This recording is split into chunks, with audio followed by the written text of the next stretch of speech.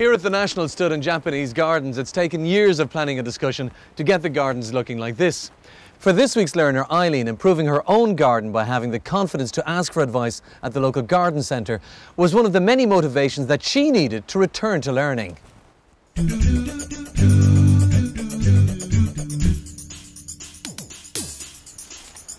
Eileen devoted a lot of time to her gardening hobby, never having any problems remembering plant names or details, despite having reading and writing difficulties. I was always interested in gardening. I can pass anything but a garden centre, and for as long as I can remember I always had a love of plants. 4 to 5 years. Before I went back to education, I would have found reading maybe instructions and something like on maybe this packet, the instructions would be hard maybe to make out. Some of the words you mightn't understand, or maybe even the measurements. So when I went back, you know, it makes it so much easier to understand all the words and be able to read them better. The reasons why I decided to go back to education was when the children got a bit bigger, when they were in school, their homework and things like that, that you wouldn't know the spellings, or you wouldn't be able to read a lot of what they were doing. And I seen a handout one day in Tullamore and it was a phone number, and so I rang the centre and I was talking to Mary McLaughlin, and she asked me to come in and meet a tutor and would go one-to-one that would suit my needs, and suggested Margaret. Both of us would get on quite well together, would have the same interests and things like that. One-to-one suits me because I can't get there every week, and Margaret mightn't be able to get there every week either. She has children herself.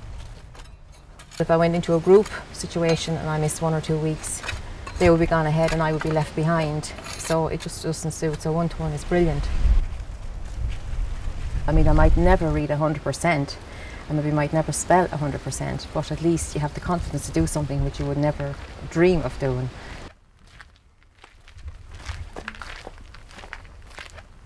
Yeah, you get more interested in gardening. You don't mind going in now and looking at the plants.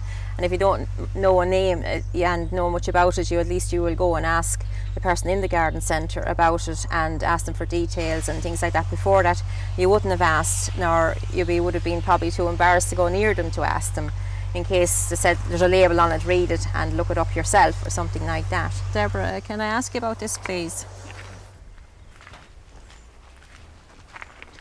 I did the garden workshop this year in the Adult Learning Centre in Tullamore, and we had 15 people on the 2 nights.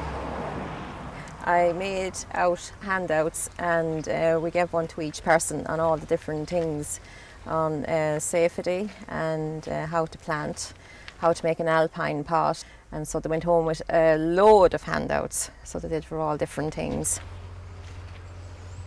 I never imagined that I would be doing out making up handouts for the classes or anything like that.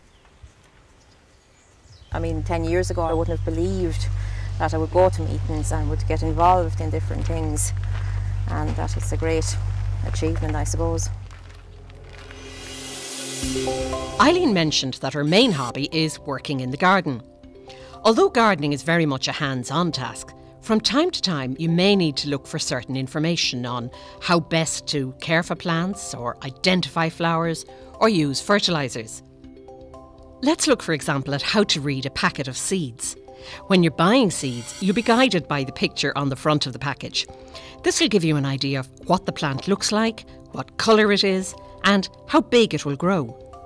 Most plants have Latin names which are also on the packet, but don't be put off because the common English name will always be there too.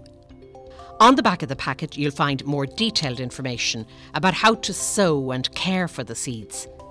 Most packets will carry the same type of information under the same headings. Take a look at this packet of foxgloves as an example.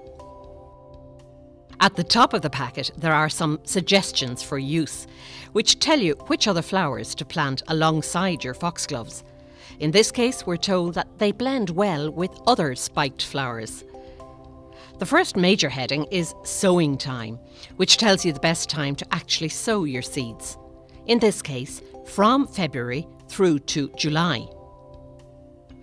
Most important is the heading Seed Sowing, which will tell you how to sow the seed and what sort of conditions the seeds need to grow. So in this case we see that you have to sow them at 20 to 30 degrees. on the surface of a good, free-draining, damp seed compost. Looking further down, there's the transplanting heading, which gives you information about what to do when your seeds have grown and need to be transplanted to their own pots. In this case, we learn that the best time to do this is when they're large enough to handle and to transfer into 3-inch pots. The final instruction is aftercare, and as the name suggests, that simply gives you information about how to care for the plants once they've grown. Here we learn that we should keep the plant tidy and remove all faded flowers and dead growth.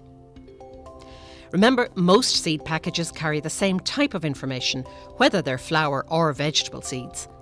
Information about colour and type will be on the front, with most of the growing instructions on the back of the packet.